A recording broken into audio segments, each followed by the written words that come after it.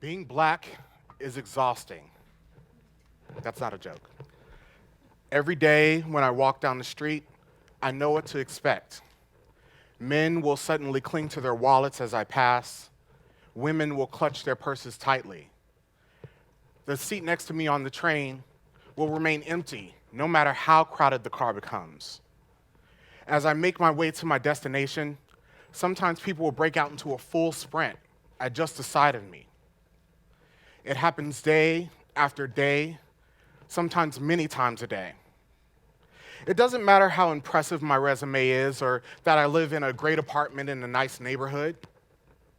They don't see award-winning journalist and author or even a respectable human being. Just a black person who frightens them. A scary black guy. For black people, it doesn't matter if our figures are clothed in a suit or a t-shirt and jeans. Big, skinny, rich, poor. These one-sided confrontations happen to every one of us. I used to get angry about it, sometimes cry or yell out in frustration when I reached the sanctuary of my home. But I realized most white people don't know any black people personally. On average, 91% of a white person's friends are also white, according to the Public Religion Research Institute. In many cases, their interactions are limited to the comedic antics they see on television or in the movies, or the association with violence they see in the news. With this narrow focus, black becomes an other. Black people come in a variety of shades, backgrounds, income levels, yet it's this thread of perceived inequality that binds us together. For decades, we've inured ourselves to it. We've discussed the ongoing degradation from our fair-skinned counterparts privately, but resigned ourselves to it being the way things are. Not anymore. The increased visibility of the shooting deaths of unarmed black people and the rise of the Black Lives Matter movement has shook us out of our defeatedness. Social media has brought us together to comfort each other, to share our experiences. Conversations that were previously only held in barbershops or in churches or with immediate family and friends have now become a global dialogue. We're seeking to put an end to a centuries-old construct of systemic racism. The accomplishments of prolific black people haven't changed racial bias in this country, so we need to stop pretending they have. The LeBron James and Barack Obamas of this world have done great things. However, we as a society cannot ignore the inequity that persists.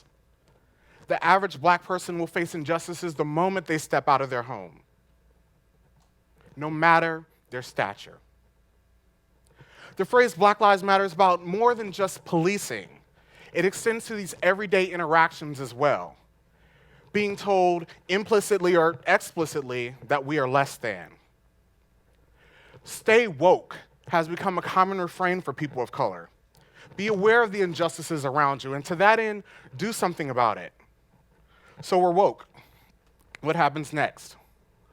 Now is the time to take that energy and to transform it into change.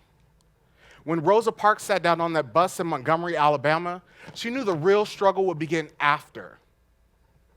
We must demand representation in the spaces in which we as black people exist. We must be bold in championing for inclusion in the media we consume. African Americans have a total spending power of $1.1 trillion, according to a Nielsen report. Of that, we spend hundreds of millions of dollars at the movies every year. Why shouldn't we see faces of color greeting us from the silver screens? This is why movements like #OscarsSoWhite were born. They grew in response to the pale makeup of the recent nominees. The voices of the protesters did not go unheard. The unrelenting social media outcry led to a landmark rewrite of the Academy's voting rules and membership. From cineplexes onto art institutions, artists like Kehinde Wiley have reclaimed images that are often portrayed as negative, black men cloaked in hoodies and fitted caps, and turned them into glorious figures. Beyoncé used the Super Bowl, one of the world's largest stages, to perform an anthem celebrating blackness. The world took notice. Pioneers have established game plans for other black people to follow. They've taught us how to turn our discussions into actions.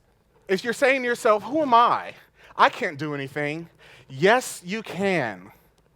Think about what's happening in your life right now and how you can improve it. When I was in junior high school, our teacher assigned the class a final project. Pick one author and 3 books they've written. Write a report on the commonalities of the 3 books.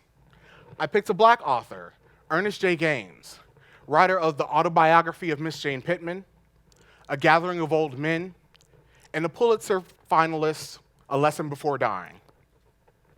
My teacher sent a note home to my mother. I'm extremely disappointed in Mark. He should have picked a stronger author like Shakespeare or Charles Dickens.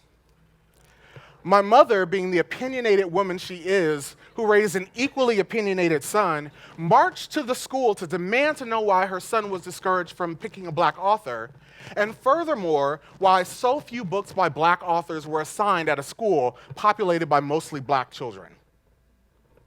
Be unrelenting. Representation matters. Employees, managers, executives at businesses of all types have been emboldened by social media to call for changes in their workplaces and in their respective industries. Equal pay, a workplace free from microaggressions and condescension, greater diversity. Show your companies that if their hiring process can't find people of color, that it is more likely that their pipeline is broken. We are here, we are talented, and we are no less capable than anyone else. We must let employers know that they cannot and should not doubt our competence based solely on the color of our skin. If someone says to you, you only got here because of affirmative action, or you're not as qualified as your classmates or coworkers, show them the receipts. Show them your degrees or your accolades or your previous accomplishments. Humility is overrated, especially in the face of denigration. If you don't correct people who seek to discredit you, then who will? Whether you're at work or in your private life, don't be dissuaded by being called an angry Black person. It is a distraction.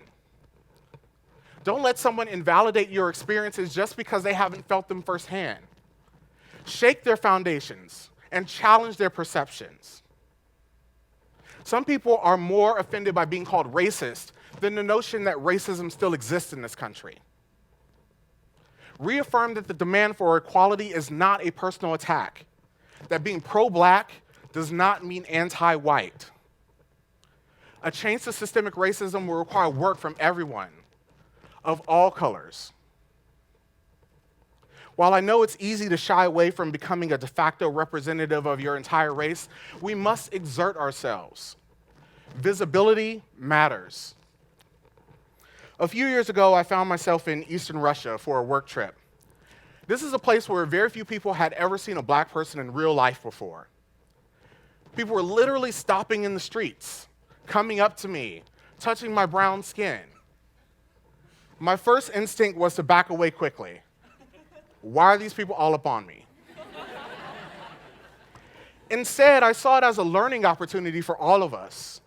I answered questions about what it's like to be Black in America, to grow up in South Central LA, what kind of food I ate, and whether or not I knew Snoop Dogg. I don't. I carried that lesson with me back to the United States. It's open exchanges like these that lead to greater racial understanding. These conversations go on to be shared with friends and friends of friends. Whether you know it or not, your honesty and vulnerability has the potential to affect an entire community. We know that it is easier to be biased against a group of people if you don't know any one of them personally. To that I say, be the Black friend.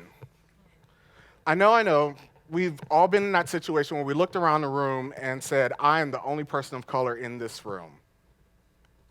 But don't let other people make you an outsider. Reverse the trend. Look for opportunities to bring your white friends into your spaces. Take them to the club or to a lounge. Treat them to the familial environment of a soul food restaurant or the spiritual nourishment of the Black church. Extol to them the writings of Zora Neale Hurston or the power in Nia Long's fingertips. We must continue to build, to be creative in defiance of a culture that sees us as less than. A society that appropriates our creativity and discards the hardships that come with it. Despite the shackles of negativity that seek to bring us down, Black people continue to be great. We build our own businesses. We cultivate our communities. It's what we do. It's what we've done for years. We flourish. So be whatever Black you are. Rock your locks. Flip your twists. Wear your dashiki or your hoodie or your fresh pressed suit. Love yourself in spite of a culture that says you aren't beautiful or talented or educated. If you're feeling resigned, rely on the soulful music that seeks to uplift us. Let Kendrick Lamar inspire you. Feel the embrace of Nina Simone and Marvin Gaye. Hear the words of Gil Scott-Heron and James Brown. Let Beyoncé put you back in formation. Soak in the lyrics that reaffirm that Black is beautiful. Create art. Express yourself, even if it isn't part of your 9 to 5. Graduate. Get that AA or that PhD. If you accomplish something great, whether it's big or small, share it on every social network you have. Let us celebrate your excellence, and in turn, you may inspire someone else. You don't have to set out to change the whole world, just the world around you. And that is what will bring us together and move us forward.